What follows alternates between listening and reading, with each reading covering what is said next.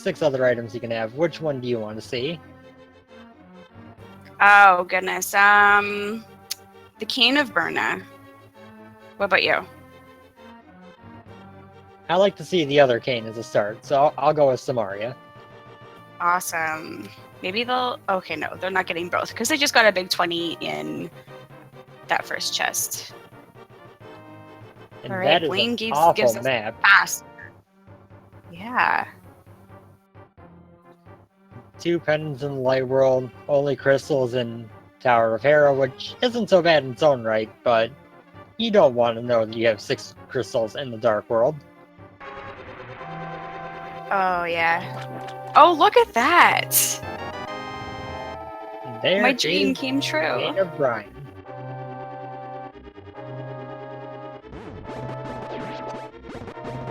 Oh, look, and they have bombs as well, so they don't have to worry about farming for bombs, which means that they don't have to worry too much about their magic. Yeah, that's a great find with the Burn at start, because you need a lot of magic to start the blue cane. So farming for bombs gets real tough. Getting them handed to you, much nicer.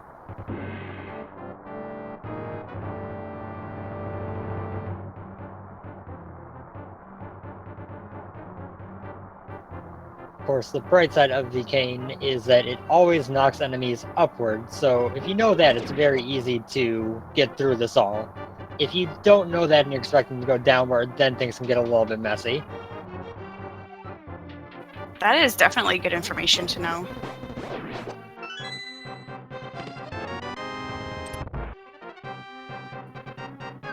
They also get the map out of the way here early in Escape, so they don't have to wonder, if that's going to be in the Sanctuary chest. It's not.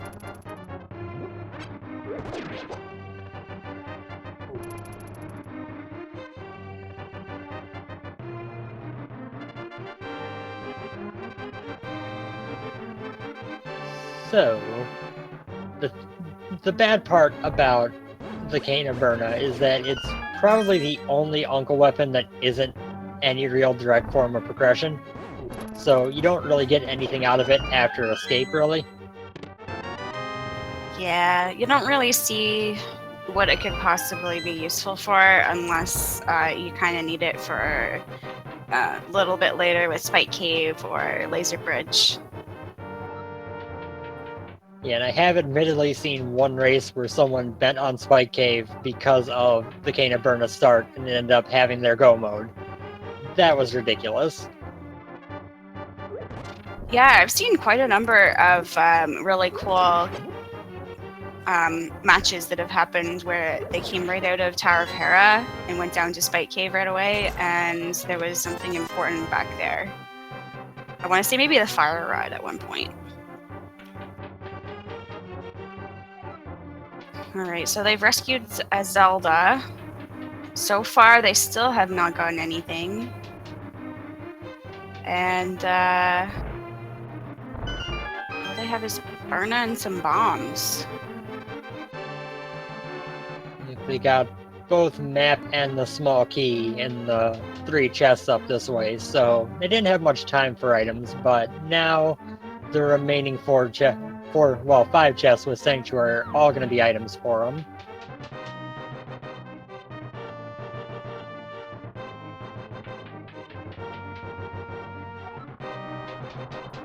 I'm kind of hoping after they had some pretty nice seeming seeds the first 2 rounds, that maybe they get something a little bit meaner, maybe a little bit, tougher to track down all they need, push them a little bit, make them sweat a little bit in this game 3.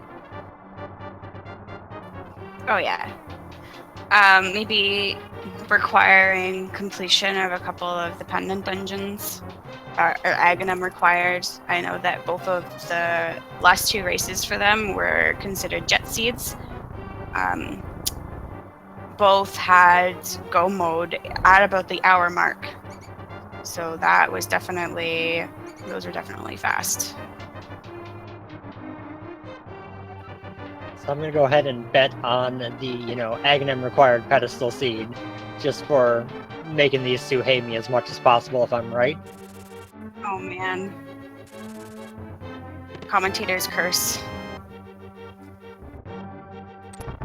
There have been a couple times I've done commentary and said something in the chat about Boots coming early, and Boots then came early, but the rest of the seed was awful. I did avoid that for these two, just to avoid commentator cursing them, but now I kind of want to.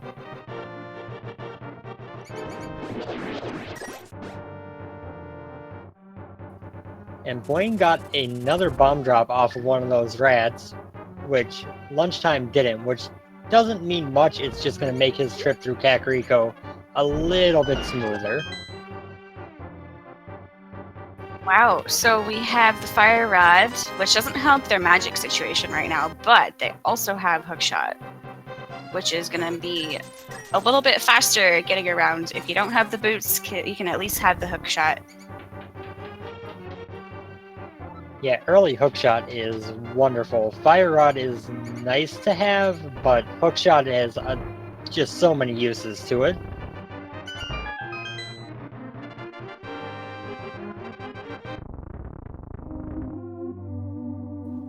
And Lunchtime out of Escape by about one map check worth of time ahead.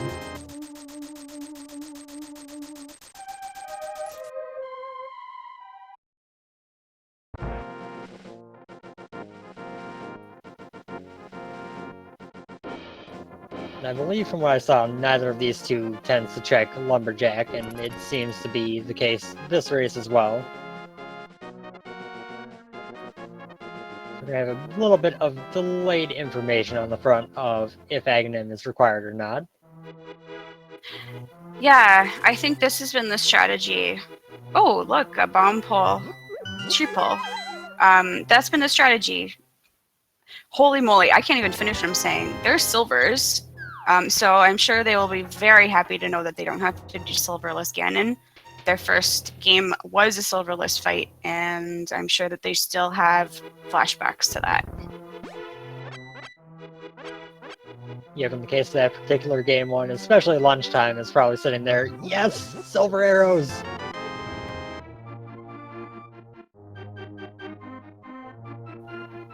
Now, early silvers are wonderful, but if you don't get the bow for another hour, then maybe not so much.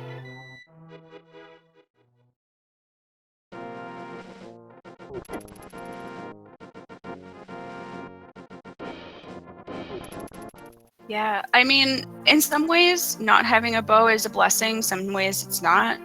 If you don't have the bow, then you know you don't have to worry too much about Eastern and Pod right away. But then if you do get the bow, then you have to start thinking, should we dip into there? I don't know. So far, Blind's Hut, drawing a little bit empty. Red Rupee, bomb upgrade, arrow upgrade, piece of heart, and another piece of heart. Just a little bit of everything for him today, except for progression. Yep. And so far, they still only have 4 hearts. Sometimes the seed is kind and gives them a couple extra hearts before they have to go to Dark World. Sometimes they want you to go right into Dark World at 17 minutes in with 4 hearts. Wonderfully placed flute in the Kakariko well, so now they can activate it right in line with their Kakariko check. That's absolutely great. Absolutely. We're going to be getting a swag dunk. Whoa. A swag duck anthem within the first 10 minutes of this game. Already pre-using this flute to get it all warmed up. Yeah, gotta perform well enough to wake the duck up. You gotta make sure you're in tune, everything's set up right. Absolutely. Good morning, all, and welcome to Swag Duck Synchronization.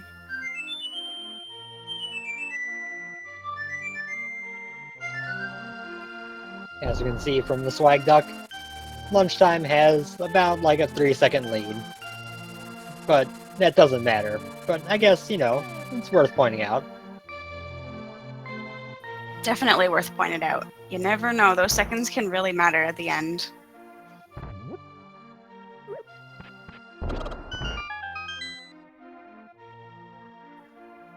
There's a bonus heart container, so now they're up to 5, still low enough where some things in Dark World can almost one-shot you. So these runners still have no Dark World items. And they are halfway through their checks of this first area.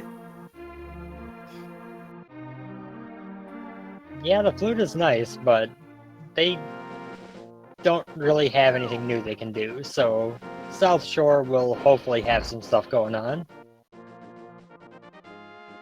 Nothing on Library Ledge so far.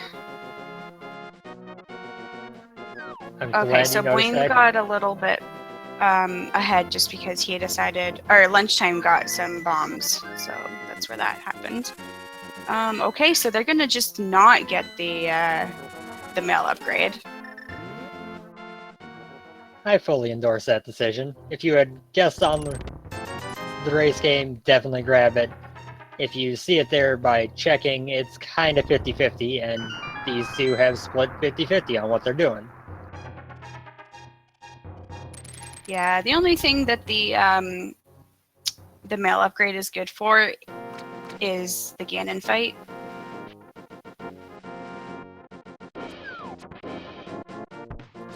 Yeah, it's definitely saved me in some races, but there have been other times where I've lost by low enough or going out of my way for the race game would have lost me the run. So you can go either way with the around 15-second loss there.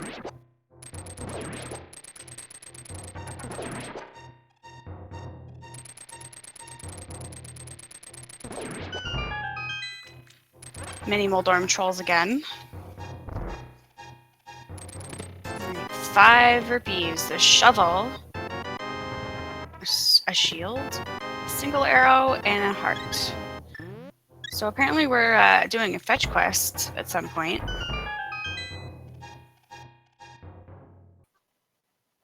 Mini Moldorm Cave, you were supposed to have something interesting. I guess the shovel's not bad, but, you know, I expected more of you. Yeah. They still don't have anything. Anything at all. They need a sword, they need gloves, they need moon pearl, they need a hammer. They need at least 3 things to have a Dark World access.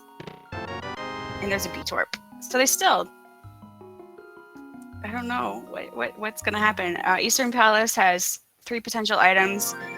One of them might be locked behind the bow. Zora is not in logic right now. Yeah, Ganon potential. big one they got is Death Mountain. With the hook shot, they can get over to East Death Mountain, and that'll be, what, 10 items they can check up there? Oh, right, yes, they do have access to the Death Mountain area with the flute.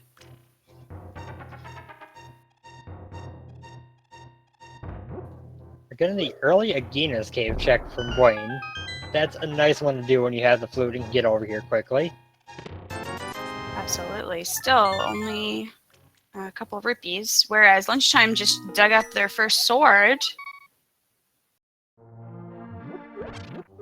I gotta assume at some point the flute kid got, you know, a good sword and decided to just bury the plastic one underground. Like, I don't want to think of you ever again.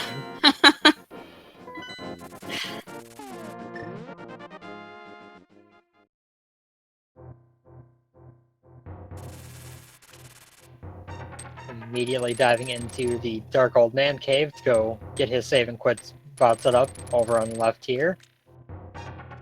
Definitely a good plan. This is also one of the easiest dark rooms, really. The paths are wide enough that you can just kind of hold broad directions for a while and just end up where you need to be.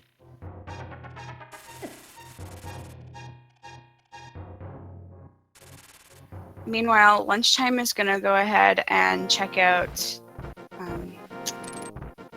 Eastern Palace area. Buane is being rewarded with bombs, so that's no good. Okay, I won't lie, I'm very confused by Buane fluting away from Death Mountain there.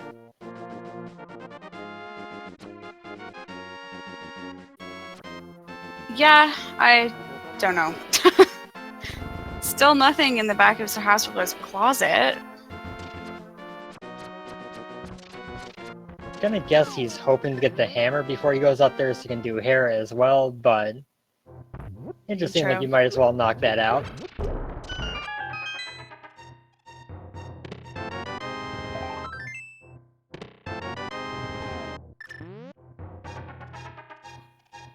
Lunchtime, now going through the dark room, able to use his sword being held out, sparkling, to guide him through the cave a little bit easier. Alright, so apparently bloomerang is something. So I am sorry. The bloomerang is very pretty and can help you with getting places a little bit and stunning enemies that are far away. And most importantly, it is very lag-free.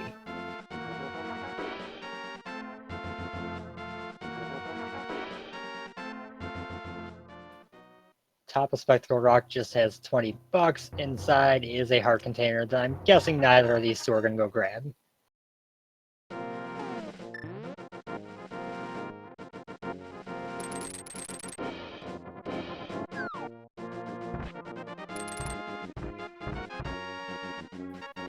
So, East Death Mountain has a lot of checks here, but they're kind of getting tight on locations. If this doesn't have anything that gives them something to do, there are only a couple places left to look, really. Yeah, so far the seed is screaming Aghanim.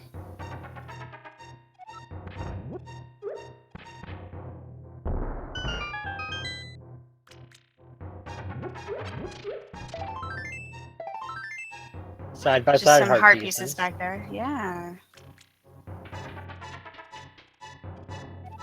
Not sure whether to be, you know, going "aww" or a little bit mortified at two pieces of heart next to each other like that.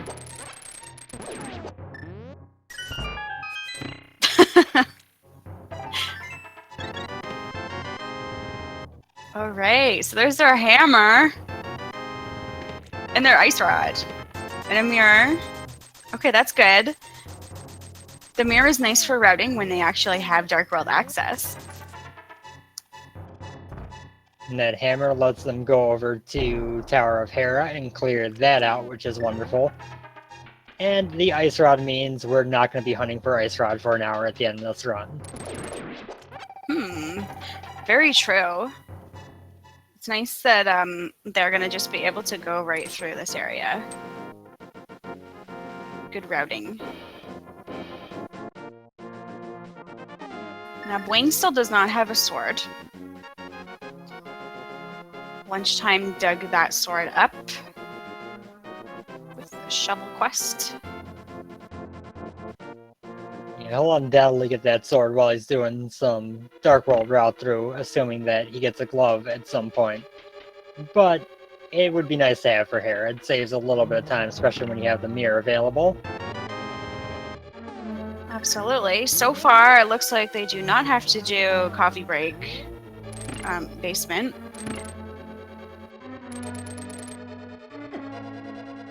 Oh, there it is. Okay. Got bodied a little bit by that mini mold arm.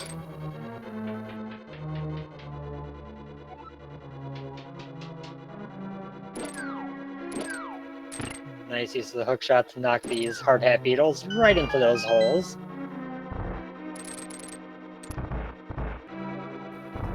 Like whack-a-mole, except with a hook shot and with beetles instead of moles.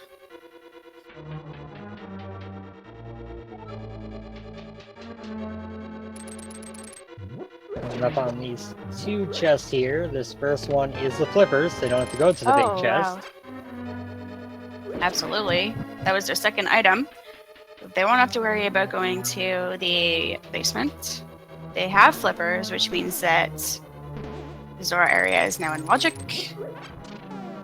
The Zora area likely has our gloves. Yeah, at this point I'd say it's pretty likely. Either that or the hobo is, you know, holding up the bridge. Possibly, yeah. Using hammer on Moldorm is always nice because it's only 3 hits. Moldorm does not do his super speed. And lunchtime follows suit. Both of them getting their first crystal in roughly 20 minutes and 20 seconds. But now Buane headed over to Spiral Cave, which will be a long, slow, boring walk because we don't have boots.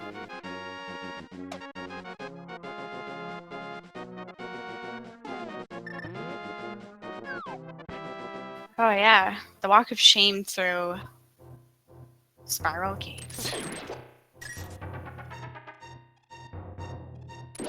It's always great when you find boots in Spiral Cave. That's just the ultimate troll.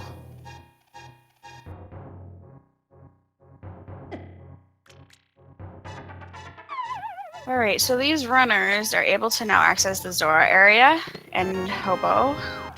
Get an empty bottle for their nice long walk through. So we shall see. There's the Great Fairy, the ledge, and Zora themselves. That's 4 items plus Hobo. Hopefully my math is right. Math is hard at 11 a.m. on a Sunday morning. Yeah, it all checks out. It seems accurate. Especially the part about Sunday morning and things like math being hard during it.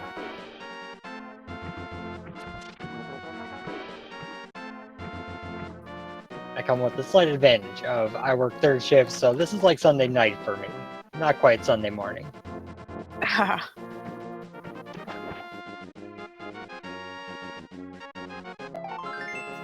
Okay, Hobo just gives a little bit of love.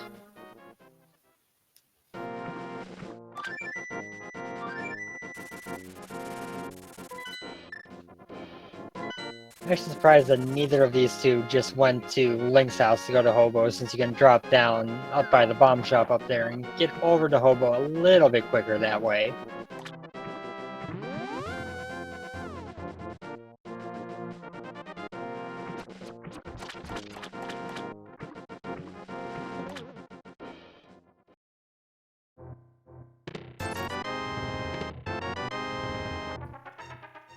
Well, that was certainly a payout.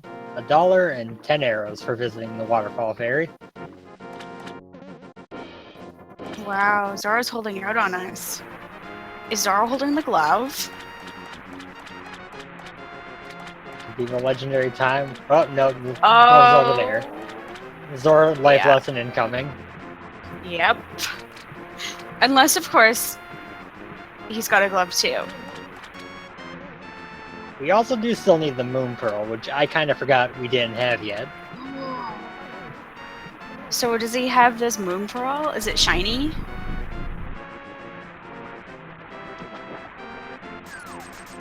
Oh no, life lesson. Cool. It's shiny at least. True. Well, they're still looking for the moon pearl. I'm gonna guess they head to Eastern Palace, but I'm also gonna guess the Moon Pearl is just sitting at Sick Kid. Yeah, if Sick Kid was holding on to that moon pearl, I'm sure that these runners would just face palm. Buane is now remembering, so he's gonna do this Sick Kid check right now. Very smart move on his part.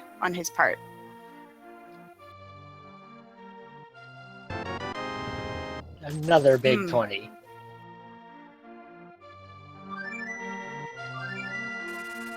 Alrighty then. Now I'm gonna go check his shovel and be like, man, I could have had a sword before that whole trip up Death Mountain. Yeah, but he didn't really need it. He was using hammer strats in Tower of Hera anyway. Very true. And I think at this point our progression has to be in Eastern Palace.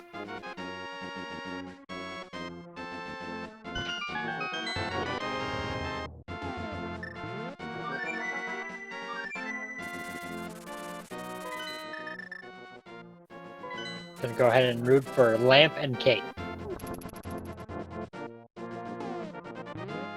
Or another sword.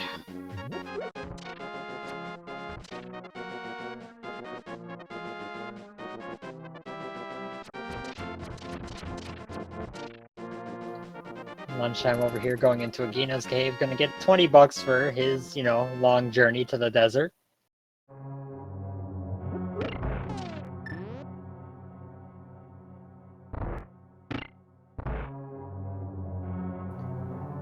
So from both of these two's perspective, you're 26 minutes into a seed.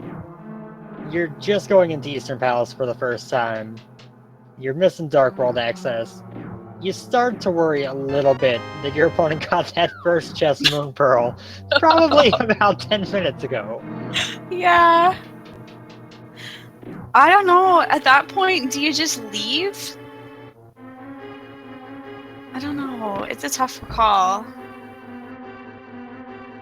Yeah, it's definitely a gamble that you could reasonably make, but at the same time, if there's something else important in here and you do leave, then you just feel even worse about all of it.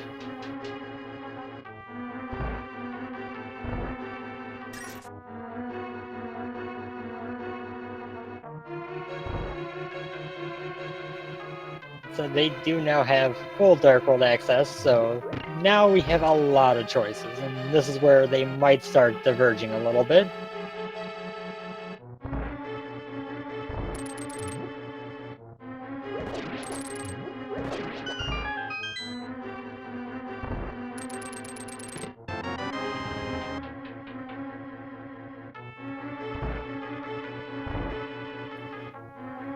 This big chest will be the last one in logic. The following chest will require them to go through a dark room, and it's the cape. Oh no. That is the cape, alright. Well, I called it, but it doesn't matter anymore. Aga is almost assuredly dead.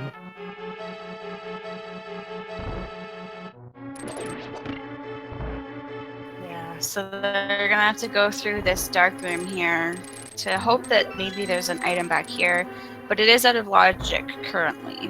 So we'll see if it's anything actually useful or not. Shout out to Buane's luck there, having those skeletons not move in the way of his hookshot to make that room super clean.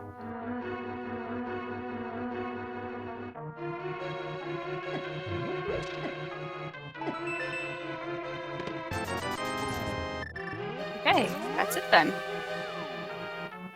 Eastern Palace done. They will not need to go back to defeat Armos Knights, unless they do, of course. And now Buane is off to check out Hype Cave, not Hype Cave. Lunchtime following suit, and you're seconds behind.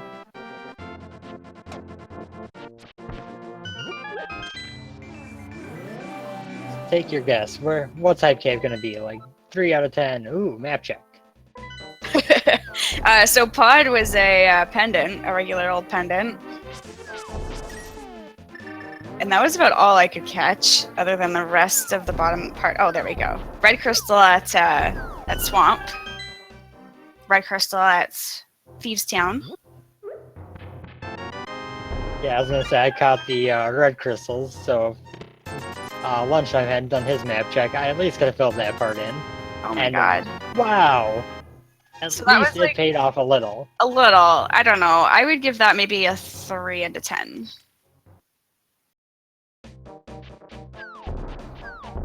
I'd say that's about as much as you can give it when it only gives you Master Sword. And Buane is, he's gonna do what I think he's gonna do and head to Swamp here. Oh wow. They're both gonna do Swamp plays. I 100% like this decision. See, it gives you flippers, hammer, mirror, hookshot super early. Yeah, just go ahead and go clear Swamp. It's probably got something. Yeah, especially with it being one of your 5-6 crystals. It's a really good routing decision on their part.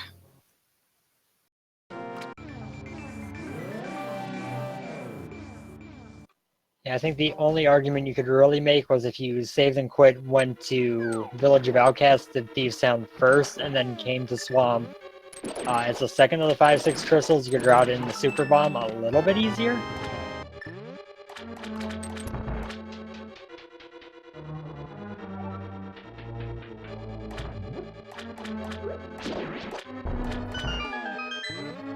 I'm glad to see these two aren't afraid of the Swamp Palace play though, since Swamp kind of has a reputation among rando runners of pretty much always being garbage.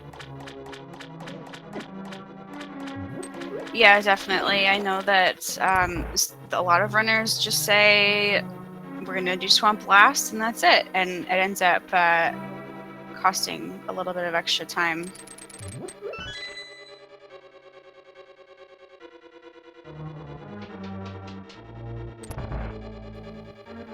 Well, I will say, on anecdotal experience, Swamp does have an unreasonably commonality for having a pair of gloves inside. Oh yeah, I've seen that happen quite a number of times.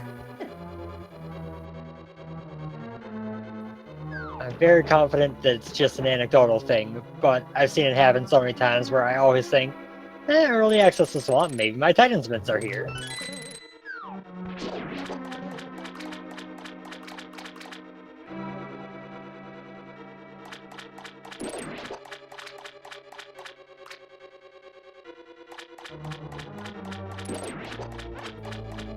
Hookshot is the best weapon to have in Swamp, since it pretty much one-shots everything in this dungeon. Yep. So they found their compass. I cannot remember what was the first chest that they picked up. It was either a heart container or a heart piece. It was something heart-shaped. Okay. So that's one item out of 6. So Buane is going to go to the left side, assuming that something is back here. Definitely a good strategy to think about. Oh, he's going to make sure he doesn't forget how to get through this swamp palace. I like that we're getting these divergent routes here in Swamp, because there's definitely a split over how to route this dungeon, depending on what you're looking for. That this kind of lets you see side by side the benefits of each way. Absolutely. Well, there's our bug net. So that's those were 2 items that Lunchtime found back here. Fortunately, Bugnet too late to be swagging him required. And there's the map, so Lunchtime's saving grace of going to the back first would be if Argus has the big key. True. I don't think that's possible though. Swamp is one of, I think, 2 dungeons where Big Key can be on the boss. Red Rupee on the left side.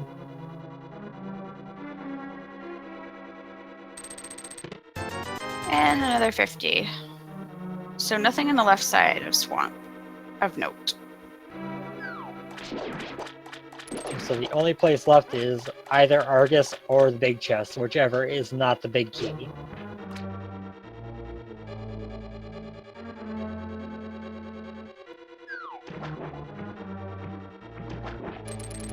So very nice double hook strats from Lunchtime on Argus there. Gonna go into phase 2, set up for a couple of fire rod shots before a spin slash. Very good. And you got some mushroom. Yay, mushroom. There's another fetch quest that they have to route into this wonderful seed. 3 fetch quests unlocked by the 35-minute mark. Not bad. 3 out of 3. We'll do this again. Now, it's very interesting to me that Lunchtime knows there are 2 items left in Swamp and goes, nah, I'm good with just the mushroom.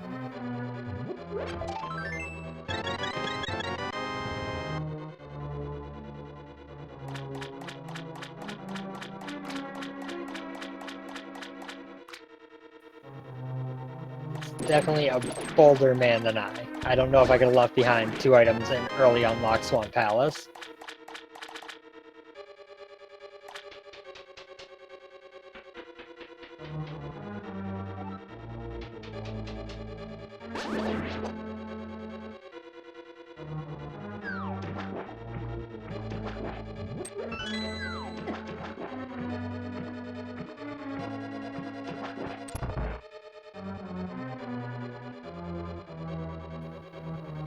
And so far, nothing of note here in the South Dark World. Buane going for the little bit easier single hook strats on Argus. Easier, a little bit less speed-wise, but not bad. Yeah, whatever it is that gets Argus dead. As long as it's not menu boss. Oh man. So it looks like just a bomb upgrade at the race game. Meanwhile, Buane needs to really watch out he doesn't get hit by Argus falling onto him. 1 heart remaining. Okay, good. Whew, that was close.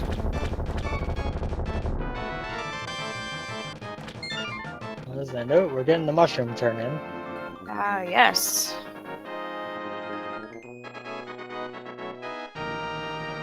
No save and quit first, so you can't do the hard reset if this is nothing of value. And it's not. Wow. But he ends up filling his bottle with blue goo, which is always a good plan.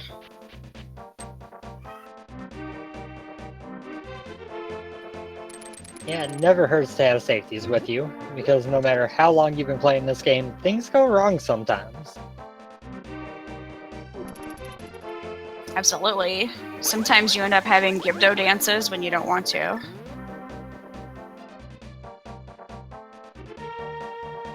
They are pretty great dance partners, but if you get too close, they get kind of upset. Yeah.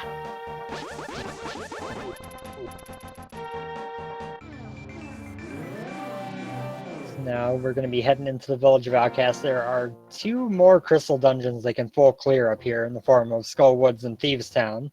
So I expect to see both of those cleared out while we're up here.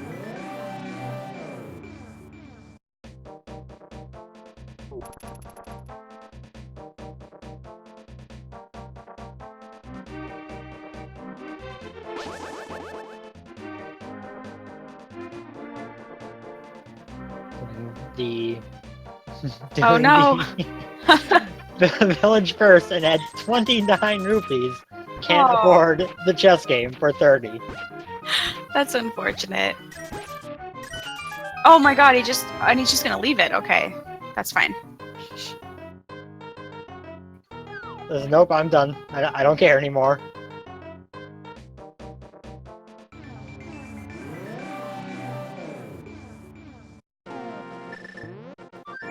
There's a 3rd bottle, because, you know, if you ever want a safe seed, have blue mail and 3 bottles early.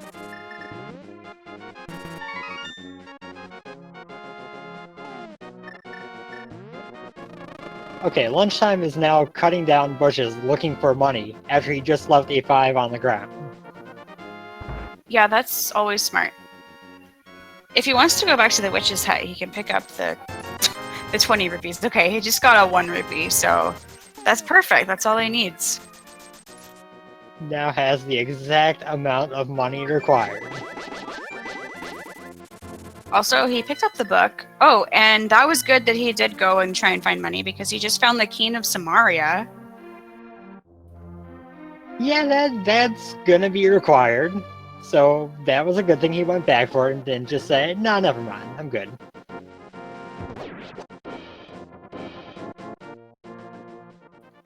Yeah, that book also opens up Desert Palace, and it will open up the Ether and Bombos tablets, which kind of does mean that it would have paid off to do Village of Outcasts before Swamp on an extra level there.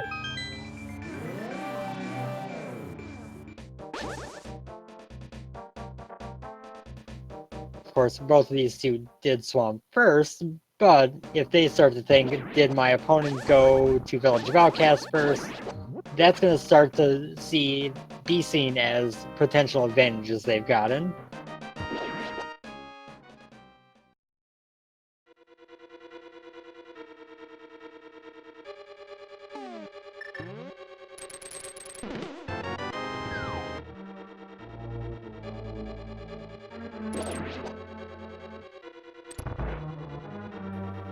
Get the split dungeon clears with lunchtime going to Thieves Town first, Buane going, nah, I got Skullwoods.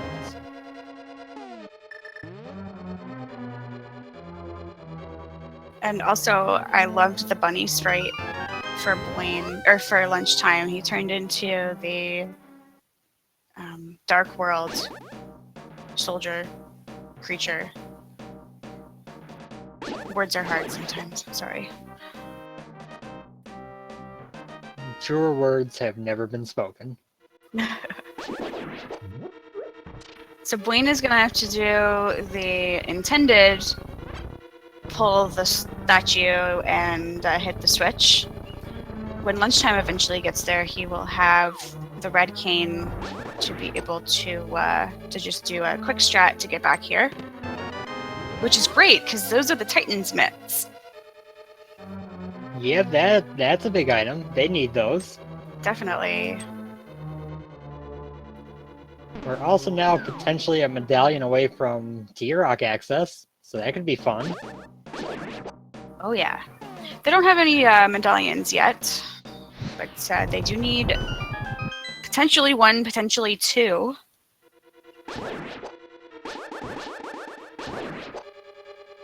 And so, other than that, they just need the bow, and that's it. So they're getting pretty close. Yeah.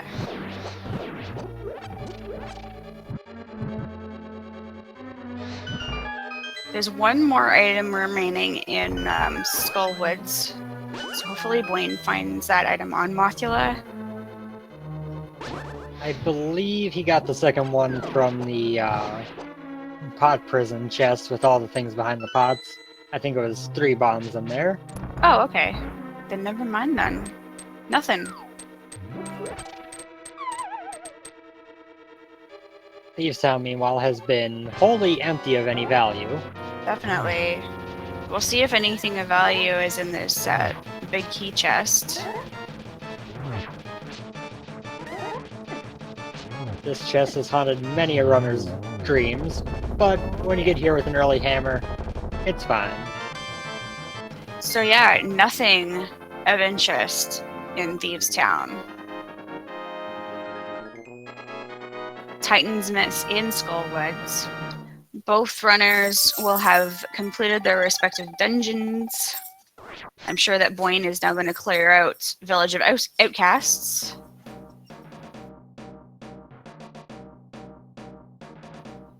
I'm guessing lunchtime won't be far behind in clearing Skull Woods. His routing is going to end up a little bit less smooth when he gets to Titan's Mid, but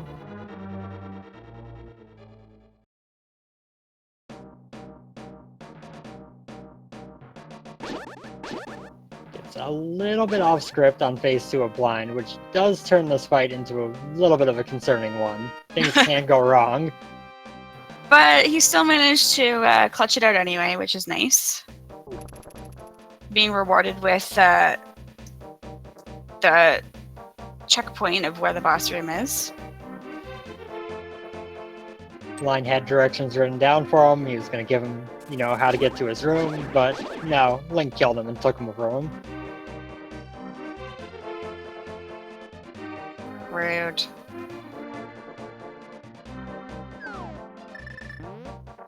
Buane gonna make the graveyard ledge check. It looks like lunchtime is doing the same, so this will be... Well, he'll at least check Bumper Cave. He might not go to graveyard ledge without the mitts, because it's kind of annoying.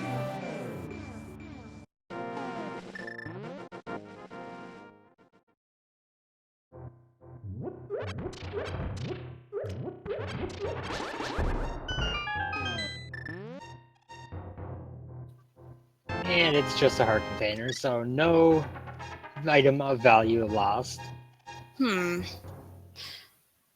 So we're still looking for things.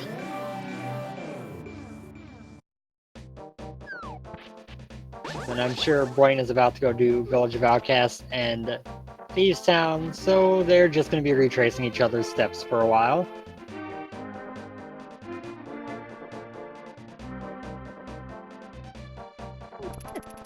To answer a little bit of a question in chat, the winner of the tournament gets, well, pretty much bragging rights. They get to have their name in the Houlihan room with Ben. Or, you know, Ben is going to have his name in the Houlihan for a third time. But either way, someone's name that is either Ben or not Ben will be there.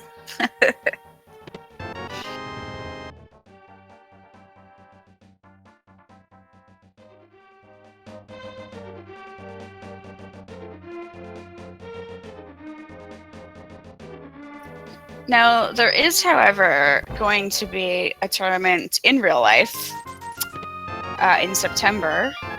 The information for that and the link for that I've just put into chat. It'll be in Reston, VA, September 20th to 23rd. So go ahead and check out the link for more information. Yep, I know I was planning on taking a little bit of a break from Randomizer after getting eliminated from the tournament. And then they announced that and I'm like, well, guess I'm still practicing. Randomizer tournaments are never really over, are they? They're really not.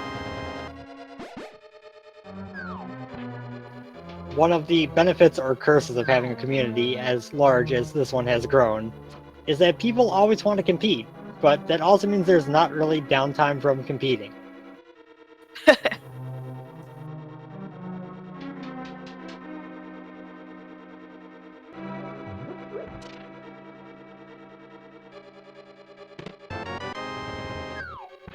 I enjoyed that Buane was just slightly misaligned with that chest and stood there for a moment after hitting a hay, just like, wait, what's happening?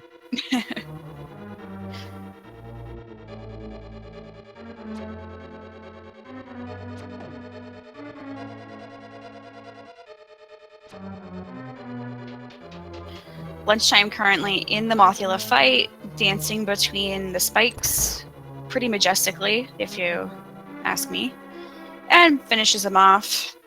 Is rewarded again with a compass and a crystal. I do enjoy hammer strats on Moth. It's not the easiest thing to do, but... I wonder if Lunchtime will give us a pedestal check right now. There's not much that could be on there, but... No. But it's always nice just to know. For peace of mind. Exactly. Oh, 300 rupees. That might be required.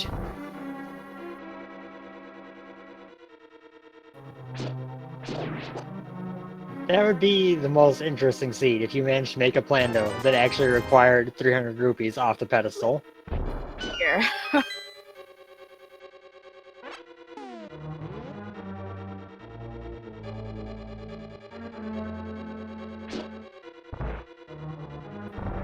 And Lunchtime now taking those Titan Smiths straight up to Death Mountain. Gonna go over to the Dark World, check Super Bunny Cave and Hookshot Cave.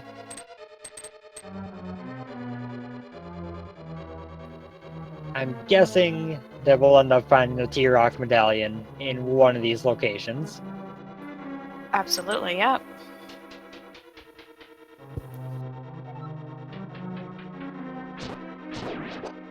He's still got a pretty fine opportunity to pick up a medallion or two on his way up, considering he's got 2 chests here and 4 chests at Hookshot Cave.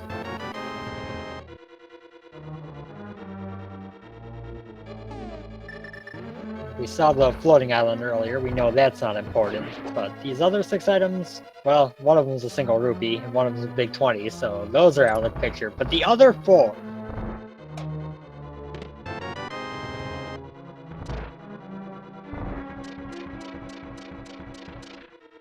Wow, so these runners are looking for a bow and at least 1 medallion at this point. Bombos.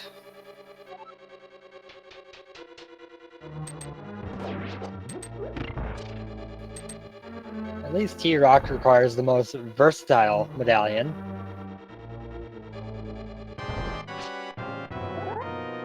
Alright, so we got a shield upgrade. Piece of heart. Bomb capacity. And more bomb capacity. So, still nothing. Meanwhile, Buane is doing a wonderfully scripted, almost wonderfully scripted blind fight. I've fallen a little bit out of the loop at the end there, but usually by the time you've made it through phase 2 on script, phase 3, you're not going to have much issue with, because you got a pretty decent setup for it. Absolutely, yeah. And lunchtime is going to give us a ether tablet check. Wouldn't it be lovely if the ether medallion was actually on here? It would have been, but instead we did a big 20. Yay! I mean, for as much as we talk down about big 20s in random races, I don't know about you, but if 20 bucks started falling on me from the sky, I'd be pretty excited. Yeah, if that happened in real life, I would be really confused. Confusion would be a good response. Excitement would be a good secondary response of like, well, don't know what happened here, but, you know, hey, it's money.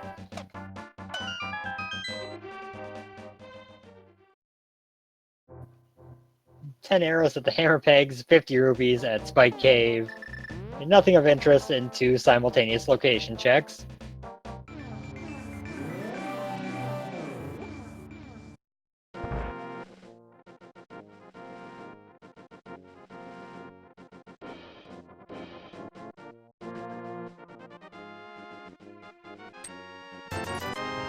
And the blacksmith gives you 10 times what you pay him. Give him 10, he gives you 100.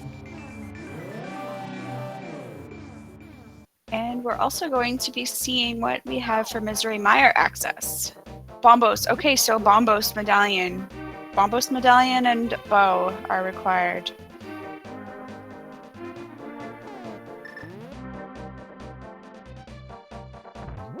And that leaves open some room for some cruelty on the Seed's end, but they're not gonna have to worry too much. Unfortunately for them, the bow and bombos don't really block a whole lot, so it doesn't really limit their search at all.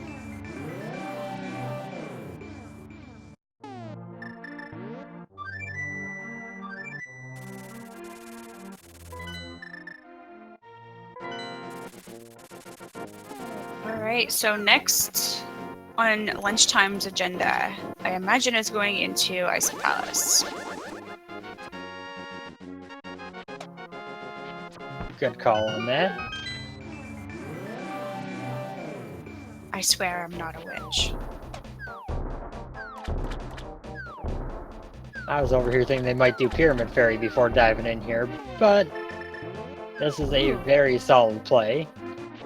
Yeah, that is actually a fantastic idea. I wonder if Buane will do that after dropping off this this lunchbox.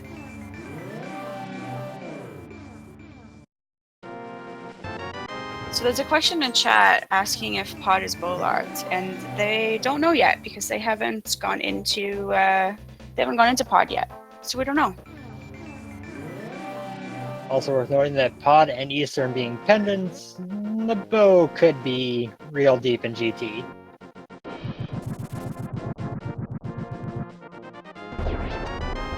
Man, can you imagine? We're playing the big key guessing game, but we're also playing the bow mode guessing game in Ganon's Tower as well. That's the dream right there. So best possible ending. Big key in chest number 1. Bow in chest number 23, which is tile room with big chest checked. Oh no. So the bow would be in the big chest. I'd hope it was in tile room, but they just check the big chest on the way there and then be like, oh, guess we're still doing this.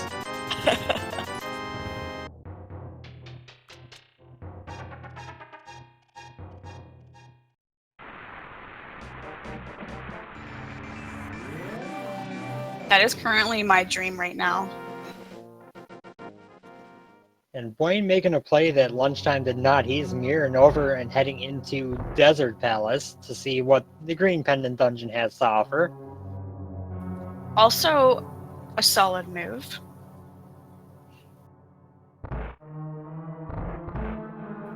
Okay, the right side and Landmolas are boots locked, but we can at least get this chest out of here.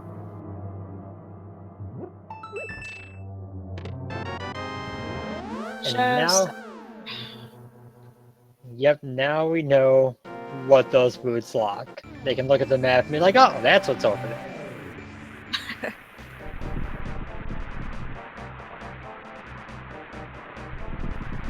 I'm gonna be honest, I feel like with the Titan's Mitts, you could probably shake that torch hard enough to make that key fall down.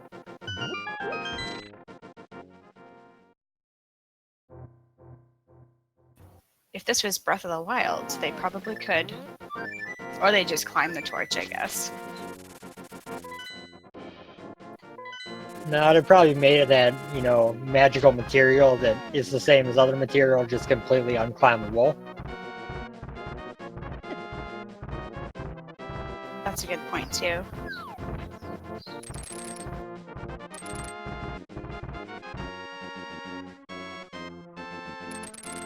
Still not finding anything in Ice Palace.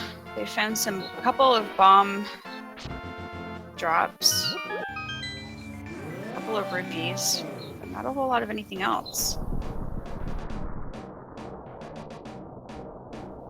Yep, and this is pretty much the last crystal. Oh, there's the wrong medallion. Oh man.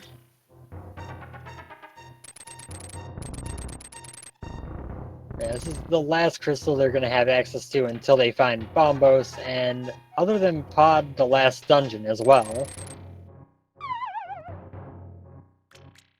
Oh, absolutely true. Although that's something that Lunchtime doesn't know just yet. That Desert Palace is locked behind the boots.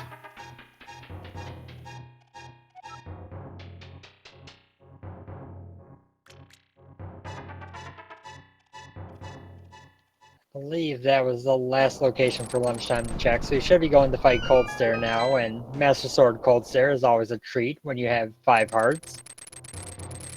Yeah, he does have a blue potion.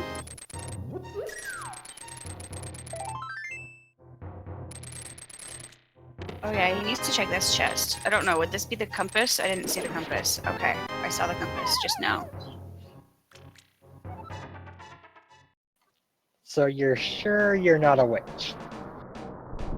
See, that's just good counting. That has nothing to do with being a witch or not a witch.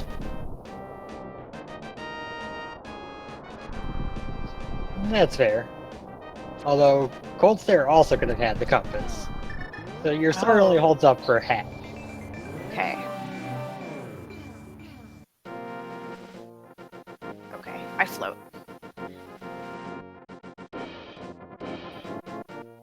So let's see here.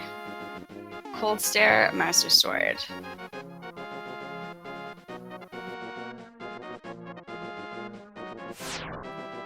You should really use that potion now, because one hug from Cold Stare is death. Oh, yeah, definitely.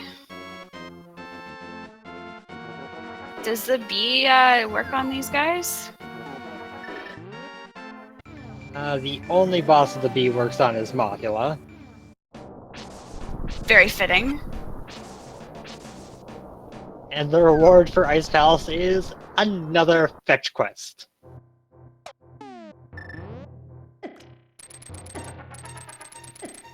We love fetch quests here. I can tell you 2 people involved in this race who don't love fetch quests. The rest of us, though, we like them.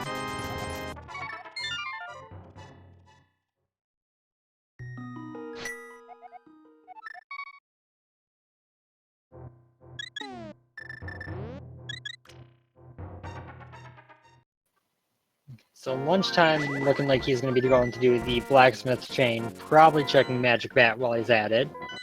Buane now making the Ice Palace play. So they've again diverged only to turn around and do what the other just did. Yeah, unfortunately, the seed has been a little linear in that regard.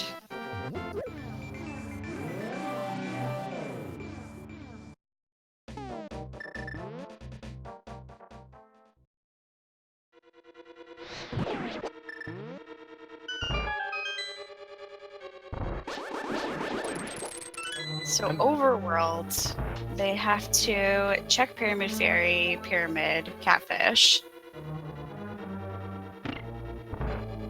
I can't think of any other spots that are missing. I think that's pretty much it. And then outside of, well, and Magic Bat that Lunchtime will be checking right now. Yeah. And of course the hammer pegs here, which I think Wayne must have done already.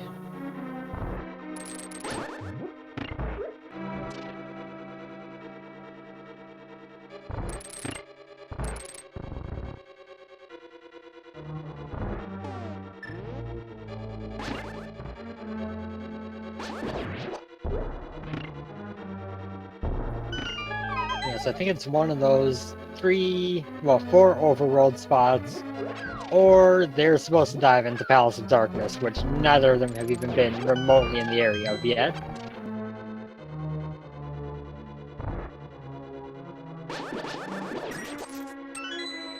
Oh, okay. I thought maybe Lunchtime was forgetting about Magic Bat, but no, he's gonna take the lunchbox down into the cave with him.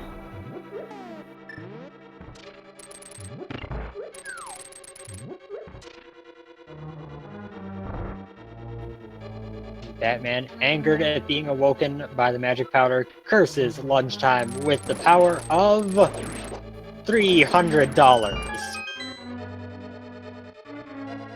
Wow.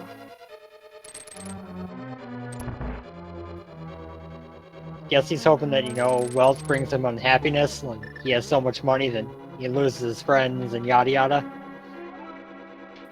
Now we're getting philosophical here. I like it.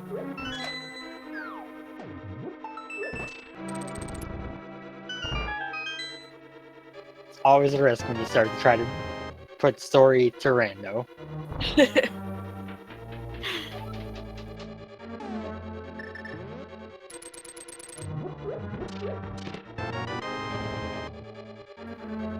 And I think Lunchtime is about to go make the play up to Pyramid Fairy, which they set up for ages ago. Oh yeah. This is perfect because this means that Lunchtime will be able to arrive in Pyramid Fairy, Pyramid itself, and Catfish.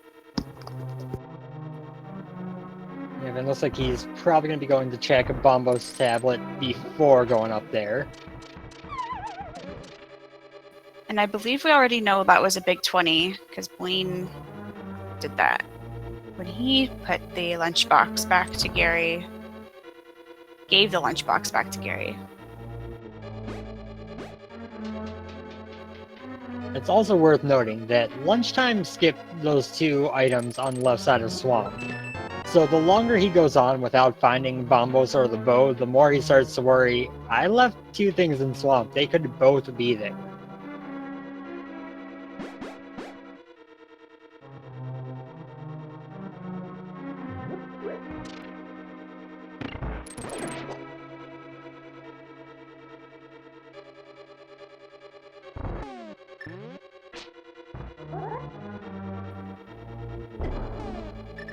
So yeah, going up to Pyramid Fairy, following rule number 1 of gambling left side swamp, never take back your gamble.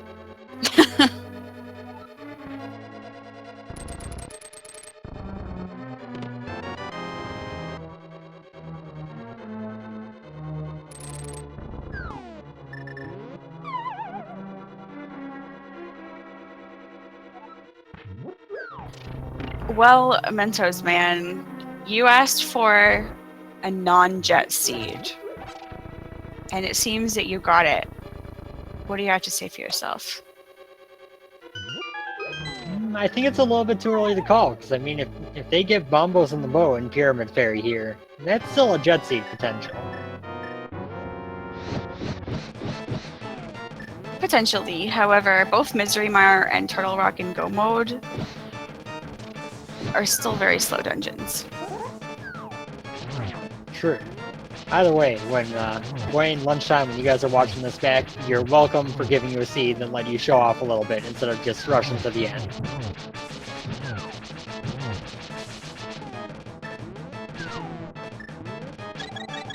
Oh no, just 2 big 20s. How did an 8-item swamp that they had access to within 30 minutes have nothing?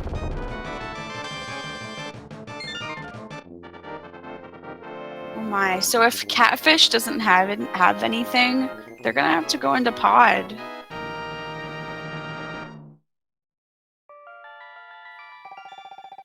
Then you got the ultimate question of, okay, I'm in Pod, I find Bombos. Do I leave and go to Mire and T-Rock, or do I keep looking for the bow? You gotta keep looking for the bow.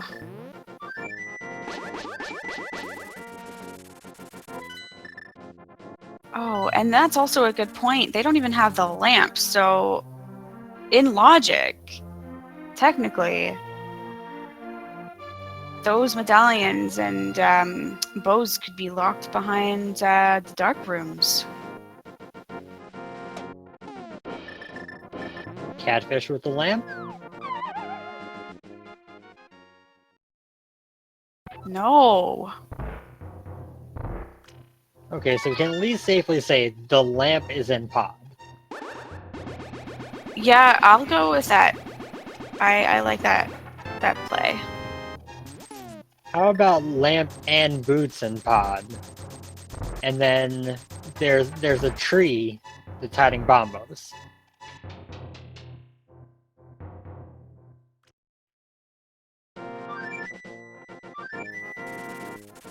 A tree? Yeah, you know, a tree that maybe a couple of people would, you know, try to cut okay. down. I get it.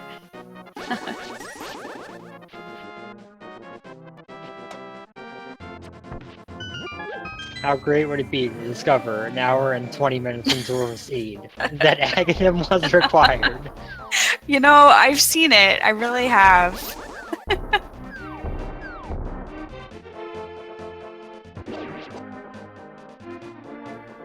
In most races, I'd get a good chuckle out of it. In a race where you're in round 3 of a best of 3 in the top 64 of this tournament, you would panic so hard. Yeah.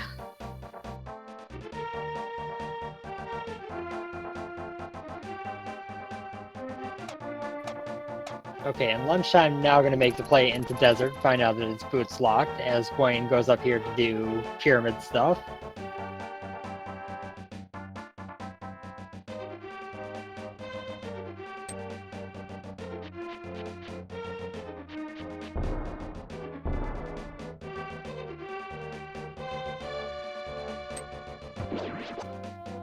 Kind of mentally routing through possible options, and I legitimately can't think of anything that's been unchecked other than Pod. Yeah, same here. I think they've picked out everything that they possibly can. They cleared out Eastern Palace. The whole overworld has been seen, other than those that are boots locked. And Pod is now the only thing that's remaining. It's just that slight moment of like, they got the items to route everything efficiently enough where it's only an hour and 10 and they routed everything. So I'm sitting here like, there's gotta be something that is being forgotten, right?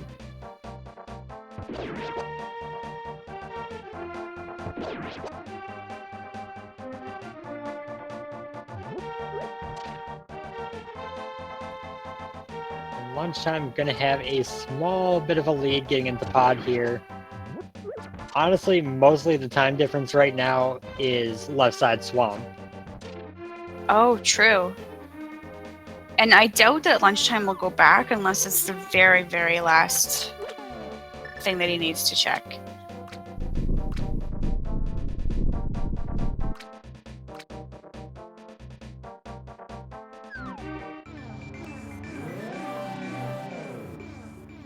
Kiki opening up the palace of, we know you have something, just let us in already. We didn't want to come here. Yeah.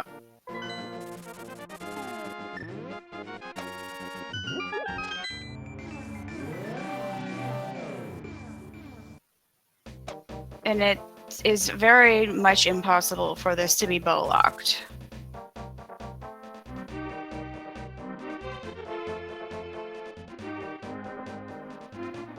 There's a small key. What a shocking moment.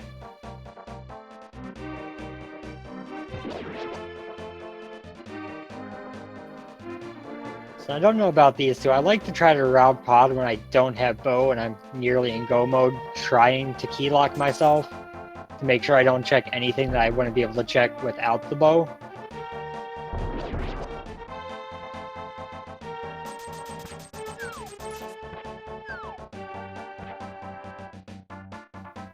So if this is a small key, I would then... Oh, that's Bombos. Okay, so pod is bow locked pretty early, but we now have access to Misery Mire and T-Rock.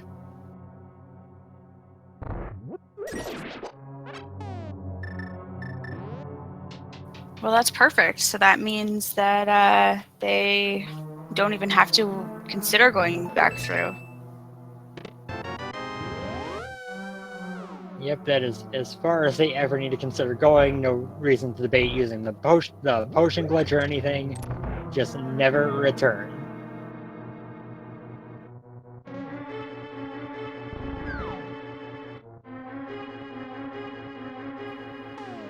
It does also open up the maximum level of shenanigans for where the bow could be.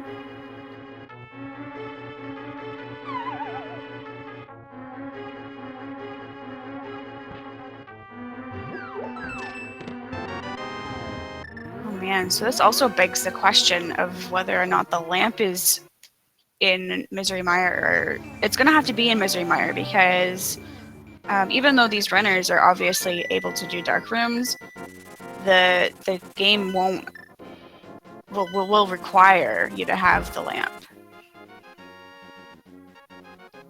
So yeah, lamp has to be here. Well, it could be in T-Rock as well. And there is a fringe scenario where you get the bow in Misery Mire and then have to go back to pod for the lamp.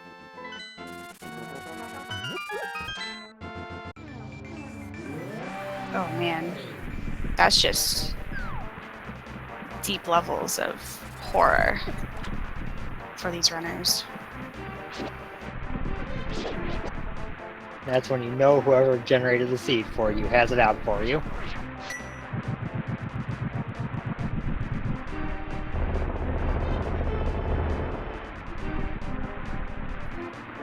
I've also upped the ante of my hope for the bow. Oh, never mind. Oh no. It involved the boots. Yeah, but now Desert Palace is able to be cleared.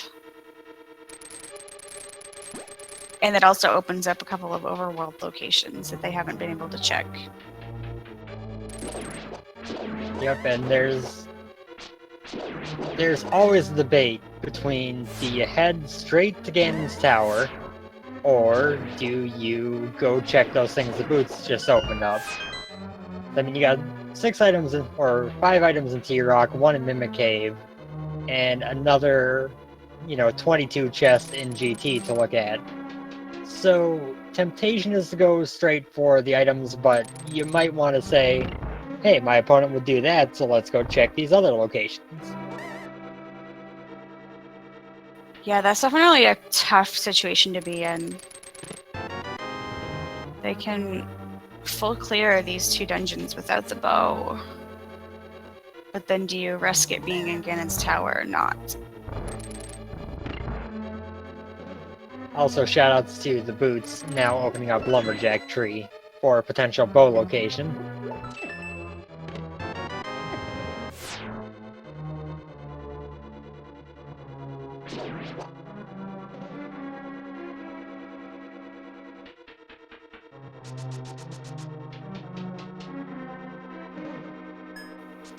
In their first game, the bow was their go mode item as well.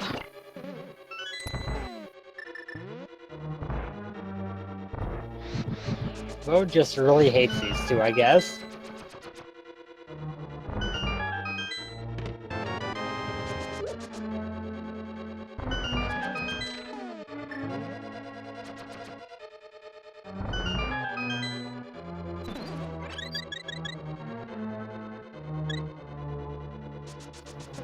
And the bright side here is that this, unless I miss the big key because I'm blind, this should be the big key here, which means, yes, they pretty much lost no time not being able to go mode this dungeon.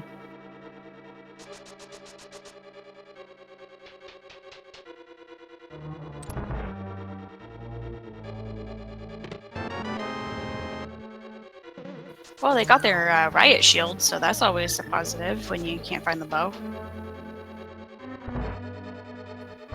Vanilla -1.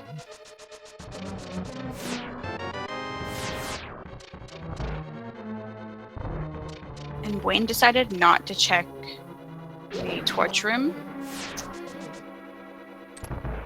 So that saved him a little bit of time.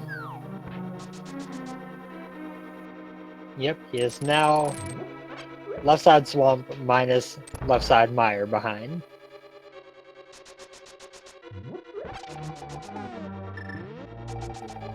And we come up to what are pretty usually suggested as the hardest dark rooms in the game that people do on a regular basis. There are some pretty consistent setups, but they're definitely not easy ones.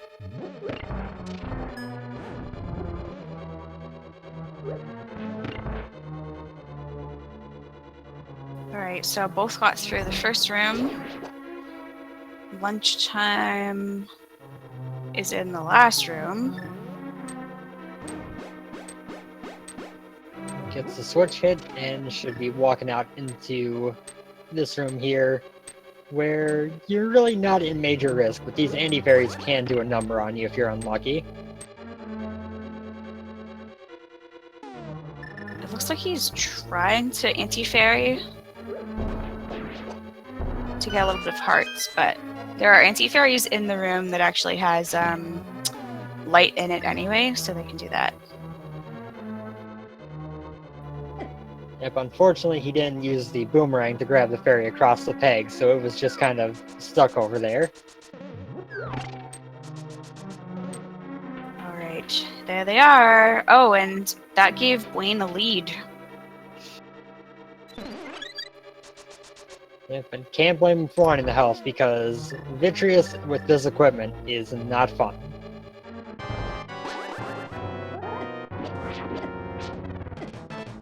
Trying to do Vidi with Master Sword is also not fun.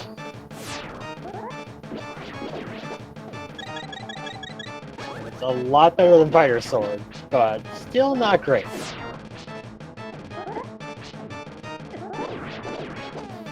Yeah, both are taking advantage of invincibility frames because the goo only does a heart of damage, whereas the eyeballs would normally do 3 or 4 hearts of damage. Buane needs to be careful. Yeah.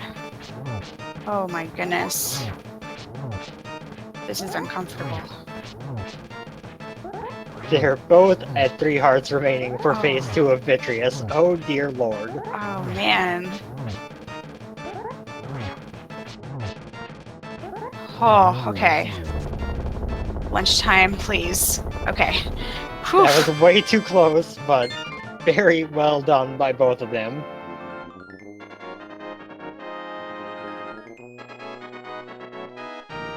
I forget how much damage Big Eye of Vitreous does with green and blue mail, but I believe it's more than 3 for both of them. Oh, definitely.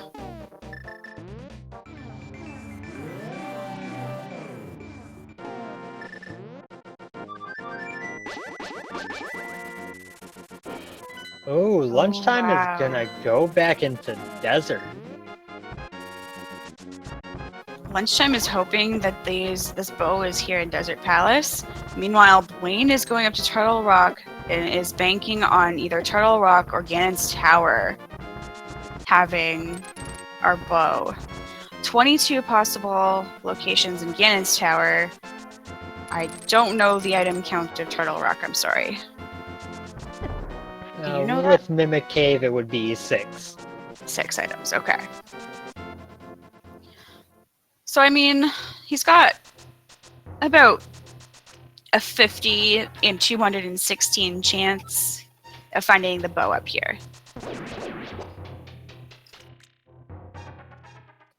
Yeah, this could very well be the play that decides this entire race. If the bow is here in Desert, then Lunchtime is majorly ahead. If it's not, then he's got a pretty decent deficit.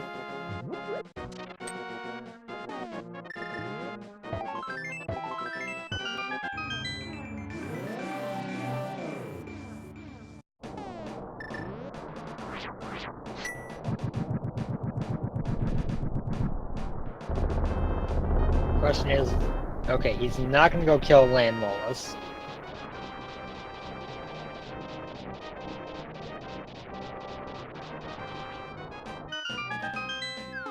But he is going to go check Sanctuary, Bonk Rocks, and maybe, just maybe, run up and check the Lumberjack tree.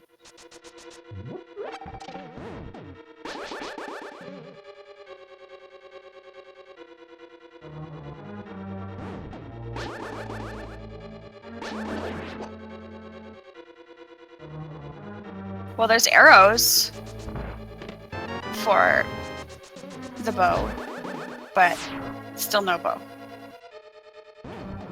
Remember back when we found the silvers at the mushroom spot, and I said early silvers are great, except, even when you don't get the bow until an hour later? It's been a little more than an hour now. It sure has been. Bow is I am gonna a be the monster, last and possible. I apologize. Okay, so Lunchtime's still not finding the bow. Oh, Lunchtime is gonna check Lumberjack. Tempered Sword and T-Rock. Yes, that is great. Did some swaggy cane dashing there. Alright, Lunch, what do we got? 10 bombs. Oh dear. Alright, so he did those checks. He's gonna head up to Turtle Rock. Okay, never mind, he's not. He's gonna get some potions first. A very smart move. Yeah, but he's not really terribly behind, but it's a big enough time difference where if the bow is on the beaten path, it will take some mistakes from Buane to give an easy catch-up. These two throughout this race have shown, and throughout this series have shown, they're pretty much on par with execution. Oh yeah. So he can't just rely on out-executing his opponent to catch up.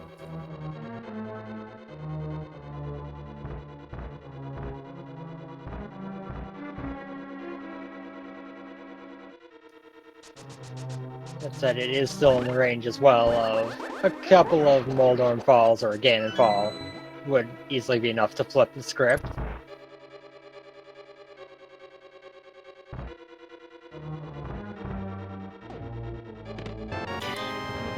Which we know definitely can happen. Which we saw in their first race. We had a very unfortunate Ganon death at the very end for Lunchtime. He was doing silverless strats and had 2 or 3 sword spins left when he got hit by a fire bat.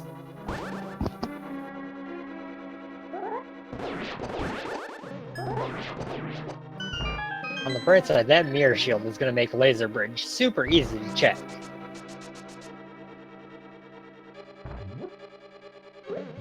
Oh yeah.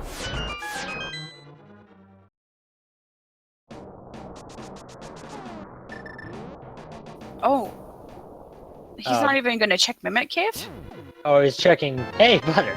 He's checking Big Chest first, so if it had the bow, he didn't have to waste the time. True, okay. I like that idea. Wow, so they are very well equipped with Butter Sword and Butter Shield. Still don't have the mail upgrades, but I'm sure both of them are proficient enough that they will be fine. without those. Half magic, always nice to find.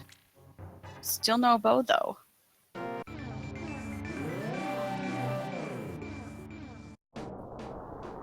Yep, and it is getting kind of late. I mean, at this point, you're starting to ask yourself, why didn't they just let you stab with the arrows? I've got 65 tiny spears in my pocket. Could I really just not, stab at my enemies with them and get rid of Ganon that way?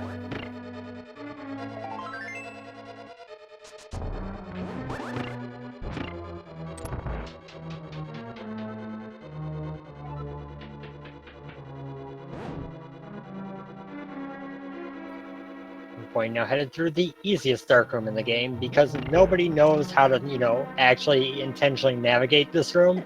We all just do it by muscle memory.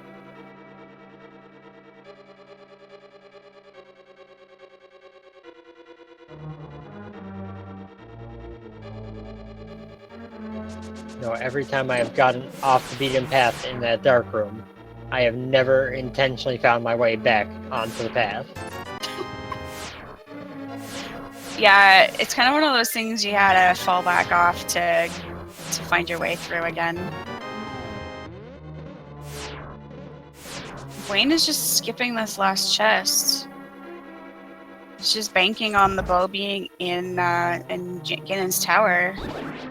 I want to say they haven't found either map or compass, so they know that last chest is one of the two and Trinex is the other. Oh, okay, yes. Good counting.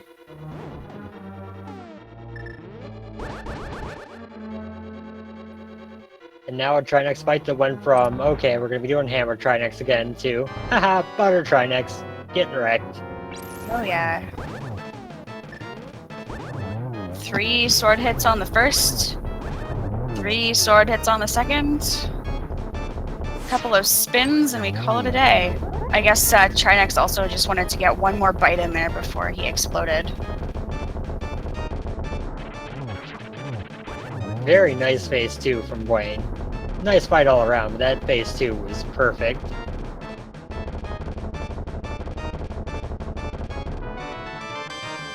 So, I guess we have our normal game and our secondary game to play.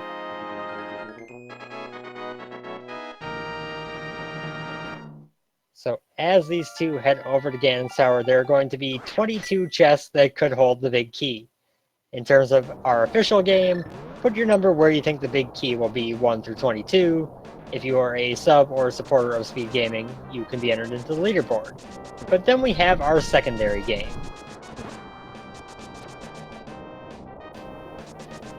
We are also looking for the bow. So get your guesses in for the bow after you've put in your guess for the key. And we shall see who gets it right. With the bow, you have 2 extra options. Number 23 for, well, the fact they can check the big chest, and number 0 for the lack of being in GT.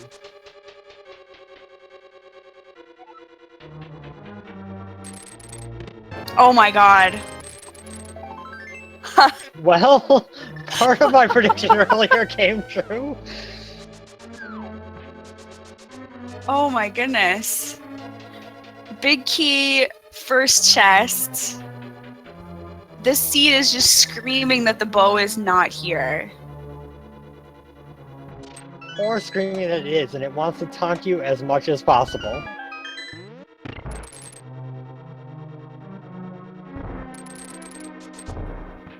That was a pretty fantastic start.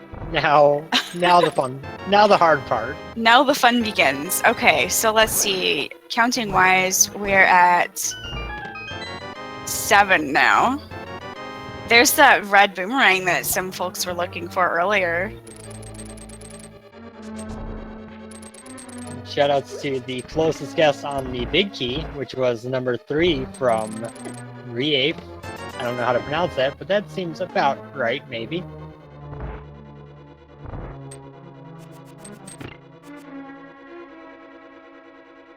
Could we see bow and tile room again? It's very possible.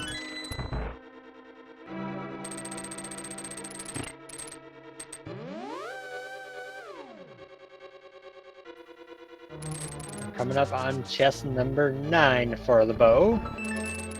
It's a map. And Buane is doing his classic dropping bomb strats.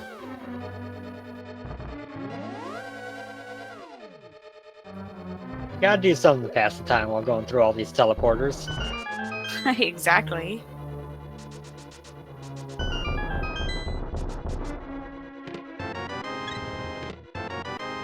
Random room with a heart container, a bee, a blue mail, and a heart piece. So through number 13 with nothing that shoots arrows.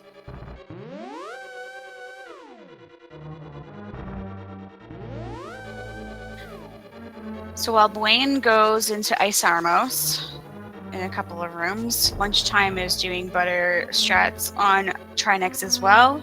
Takes out the first 2 Nyx and almost gets bit by Trinex again. 1 more, 2 more hits, 3 more hits, and there he goes. So now Lunchtime is going to be heading into Ganon's tower as well. Looks like Buane might be... Okay, no, never mind. I was going to say, it looked like he might have been considering putting the fairy in a bottle, but no. Now we're gonna see the best way to kill Armos without the bow, Kane O'Brien, which is actually a fantastic weapon for this fight, despite being really, really laggy. Oh boy, yeah. Oh man. Is this the only way that they can damage Armos Knights without the bow? There are a bunch of ways, but the Kane O'Brien is actually like the best weapon for it. Oh, swords work. Okay.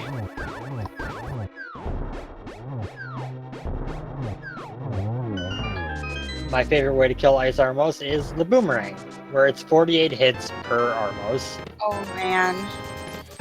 Oh my goodness. Did Buane forget about this chest? Big key chest? Is he not going to check the big key chest? He did seem to forget the big chest. We're through, what was that, number 15, 16, and 17, so we're doing 18, 19, 20, and 21 next. Yep.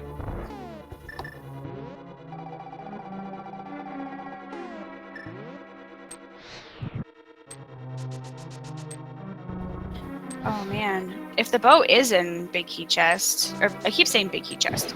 If the bow is in the big chest, then this could potentially be giving Buane a bit of a disadvantage.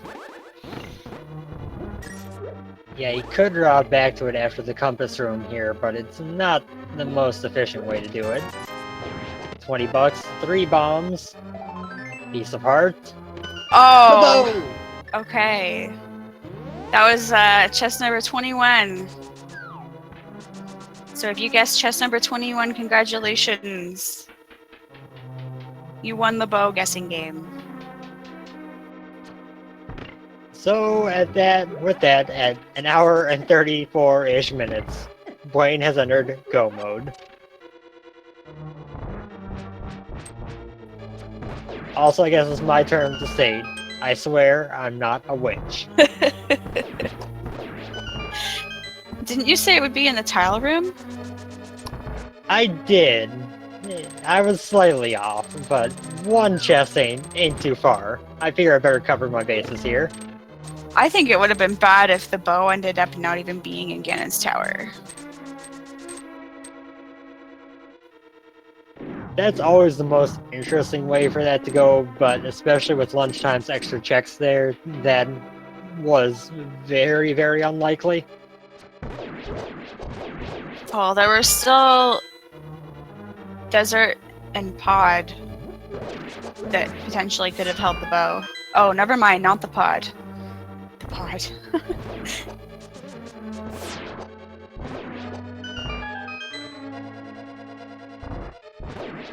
Lunchtime picks up his armor.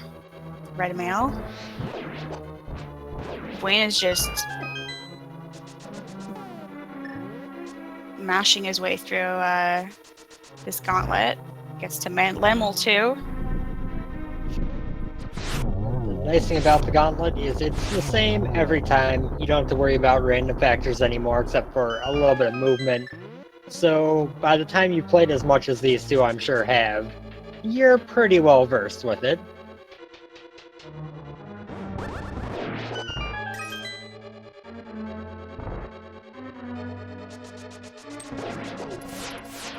Coming up on Wizard Room number 2, we'll see how Lunchtime goes about killing Ice Armos.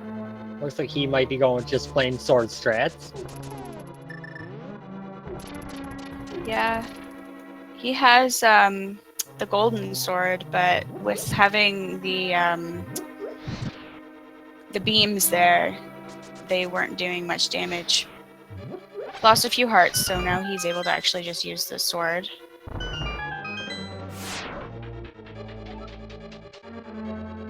Oh boy, so this red Armos has quite a bit of health.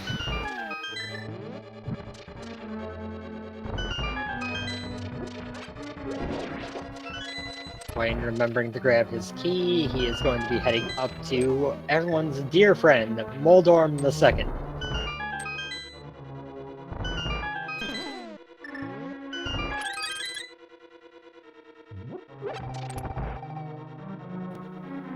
Also note, Lunchtime also forgot the GT Big Chest existed. I can't blame them. A blessing in disguise in this case for him. Okay, Buane, we've got this wonderful roller room here that you can just run right up. And now we will be entering into the Aghanim 2 fight.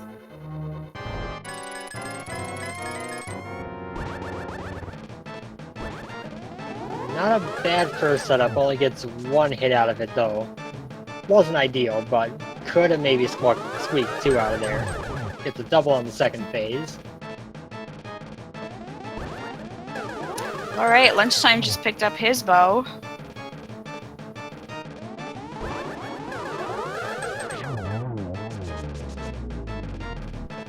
He'll be heading upstairs to start his gauntlet right as Buane is entering the Ganon's fight. Barring something catastrophic, Buane should have this in hand.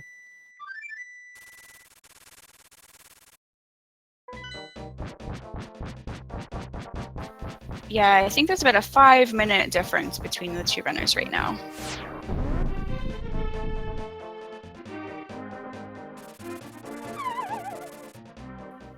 Ganon with Butter Sword is not a very difficult boss. With silvers to boot.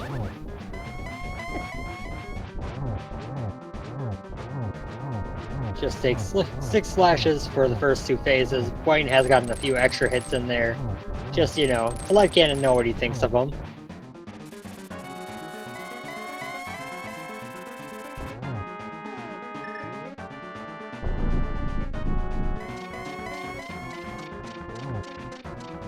This is the point in the fight where you have the probably highest chance as a very skilled runner like these two of having an issue when there are holes on the side and you could potentially fall. Yeah, but I'm sure that both of these runners will have learned from past mistakes and not fault again at this point.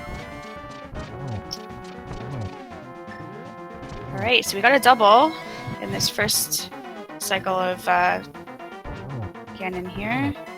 A single, one more silver hit. And Buane has beaten the pig. I can't find a rhyme. Not sure I'd have any better luck, so I won't try. Buane has beaten Aghanim.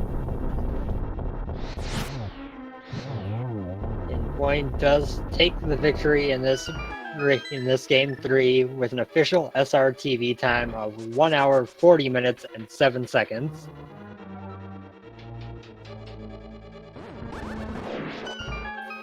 Everybody get your good games in.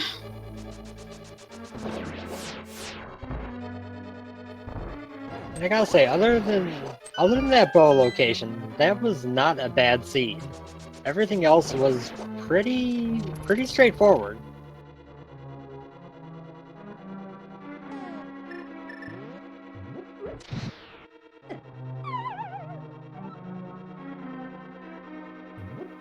I think the biggest advantage from a racing perspective when the bow is in GT is that by the time you get to GT, you know your opponent didn't go mode a bunch of dungeons that you didn't. You know you've both been looking for the bow.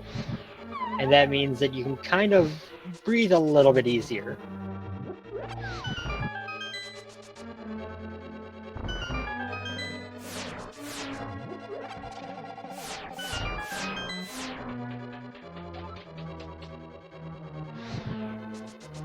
And we should be having Buane join us in here for an interview momentarily.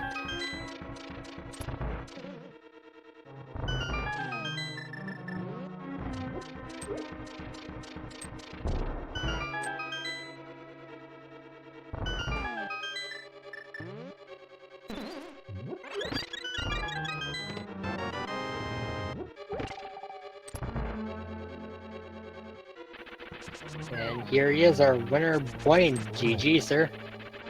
Thank you. Thanks. That was a stressful one. Stressful how? I really thought I was going to get wrecked by the big chest for getting that in GT, or any of the other boot spots that I skipped over. So shout out to 21st chest there. Definitely, yeah. We were wondering if that big chest was going to hold the bow. I remembered it immediately after mirroring. I was just spooked so much by that super laggy Ice Armos fight that just wasn't really paying attention. Mirrored and immediately started, cursing up a storm here. I was just going to go full right. I guess if I hadn't found it on the right, I would have gone full right back to the chest, but it felt like a race that we were probably both of us last location possible, Bombos, and then we were pretty much in rails there. I didn't know if he was going to make the GT bow play or check the boot spots, so it could have been neck and neck, and that easily could have been the difference. So I wasn't very happy, and then it showed up, and I was a little happier. That's good. Yeah, lunchtime ended up checking a couple of the boots locked locations before heading up the tower. So the two of you were about 5 minutes apart. You were just heading into your Ganon fight as lunchtime was going up the gauntlet. Okay, I just made the gamble. All I had left were boot spots. I made the gamble that boots were just going to lead to the lamp. And so there were, 5 locations that I had? I guess 6 if it was Lumberjack. So I figured it was going to lead to the lamp. I was going to full clear Turtle Rock just to be safe, because I would never go back there. And then I'd full clear GT, and then I'd probably lose if it wasn't there. So, I mean, Mentos is a great player. I felt like, rewatching the first 2 races, his route ended up ahead of mine in both of them. And since I had full cleared up till then, it felt like a gamble that I may have had to make. I don't know who picked up Bombos first. It sounded like, we did a little debriefing afterwards. Sounds like he picked up Bombos first because he didn't do left side swamp. But other than that, I imagine we routed it pretty much the same. So maybe I did need to make the GT play to come out on top this one. Yeah, I think lunchtime was about 5 minutes ahead throughout most of it because it was a fairly linear seed. And then you started catching up here and there by doing tiny gambles, like skipping the torch room in Misery Mire. That really jumped the gap between the two of you. And then lunchtime had a little bit of difficulty getting through the dark area of Misery Mire itself. So you ended up going into the Vitreous fight about 30 seconds ahead of lunchtime at that point. Okay. Yeah, I was actually surprised that the dark room went so smoothly. That could be a tricky one. Definitely it can be. But yeah, that's probably the best that I've ever done, those dark rooms in Mire. So that was nice. After the game 2 execution debacle that I had, felt nice to execute solidly in this one. Yep. Oh, shout outs on that Vitreous fight, by the way. 3 hard pity for who knows how long of that fight. Yeah, I kind of played it a little safe there in that last phase, but just again didn't want to didn't want to have any real terrible execution mistakes that I could look back on after this one, so played it safe, spin and a slash for, you know, what felt like 10 minutes there, but got through it. Yeah, absolutely. So lunchtime just finished up his Ganon fight. He got a triple at the almost a triple at the very end there. Managed to clutch it out. Official speed racing TV time of 1 hour, 45 minutes, and 42 seconds. Also of note, lunchtime used Swagnut strats on Aghanim.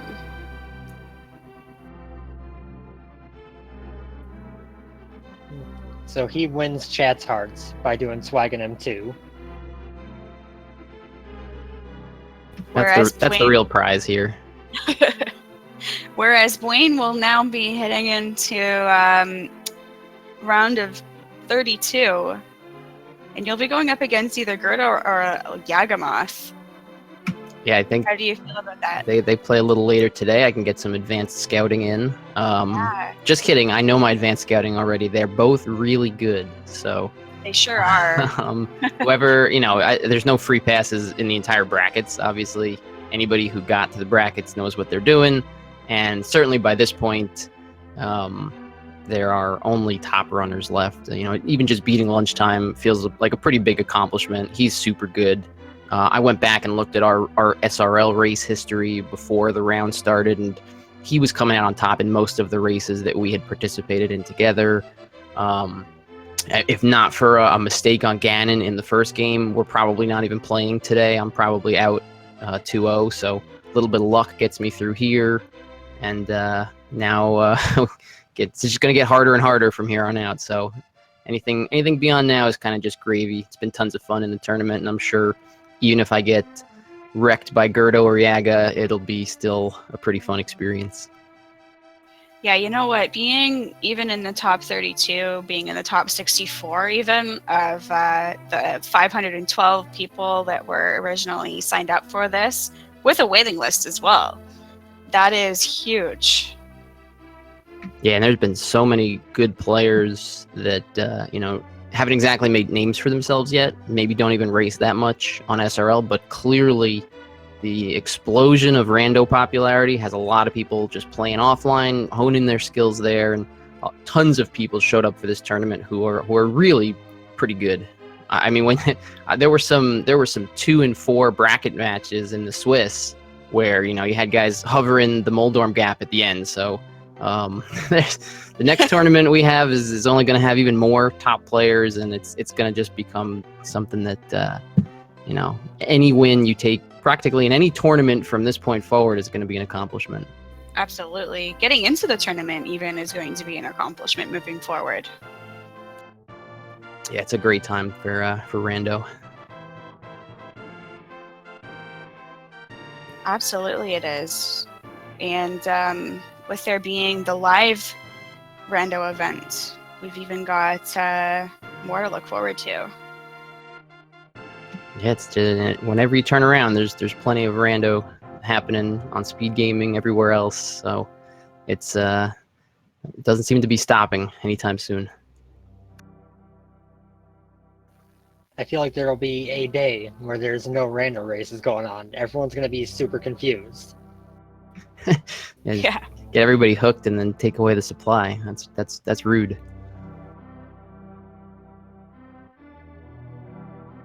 Then you can bring back V18 and mark it as Rando Classic.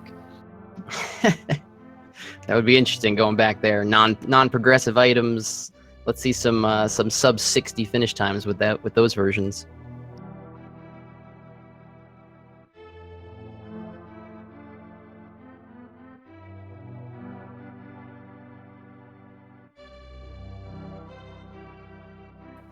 Oh yeah, and I want to offer an apology that pretty early on, after noticing that Pod and Eastern were both pendants, I was hoping for a big key in chest number 1 and Bo super late in GT, and I got my wish. So I cursed you guys on that one.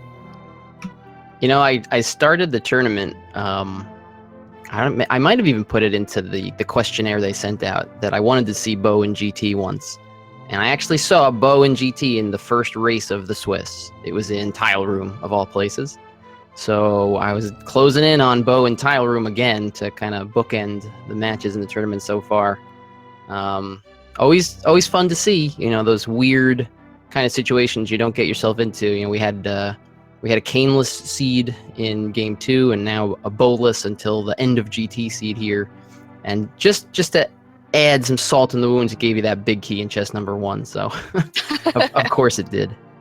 Yeah, we were kind of thinking we were actually wondering if the first key or the first chest would end up being that big key, and then we'd have to look around the entire map to try and find that bow.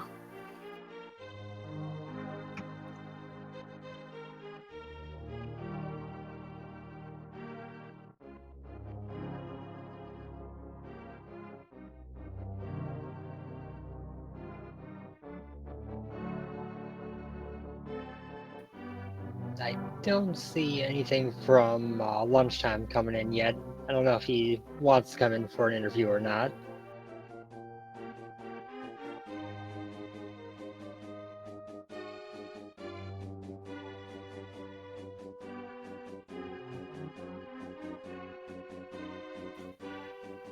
But just to make sure while we got a moment, a couple things from the schedule for today. We are in a little bit of the end game of round 2 of the brackets here.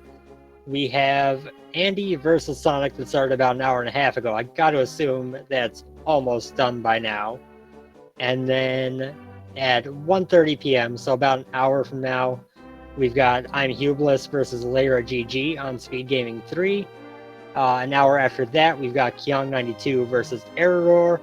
And 15 minutes following at 2:45, Jighart versus Kablalala. And then 3:30 Eastern, we've got Delane versus McLagan. 4 o'clock Eastern, Gerdo versus Yagamoth. And 5 Eastern, we have Kyong92 versus Error again. So lots of rando throughout the day. Despite the fact that with SGDQ starting today, some of our runners are traveling. That is why the next round of the tournament is going to be 2 weeks long, is to accommodate for that. But we still have a pretty heavy day of races today.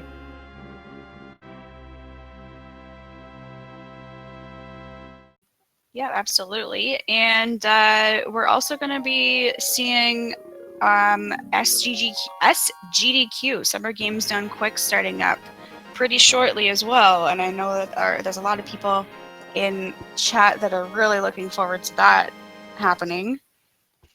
And shout outs to our tracker today, Hanson. Thank you so much for all the work that you did behind the scenes. And thank you so much again to our restreamers and to Speed Gaming volunteers and Speed Gaming staff. And of course, thank you to the runners for making everything so entertaining to watch. And thanks to both of you, B-Links, Mentos. Great job, I'm sure. Certainly going to watch this one back. And you guys are great. I always like listening to most of the commentary in this tournament. Has been just top notch. It's been incredible. Got a lot of people who are getting super good at it. I know, having done some commentary, and I'm not super good at it.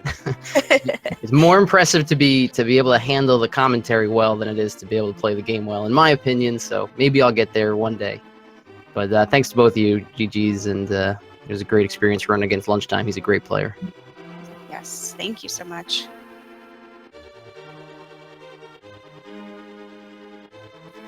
Awesome. Do you have anything else to add, Mentos Man? Just a general commentary and comment of, if you did enjoy what you were seeing from these two, drop them a follow. I know both of them race pretty often. I've been in several races with both of them.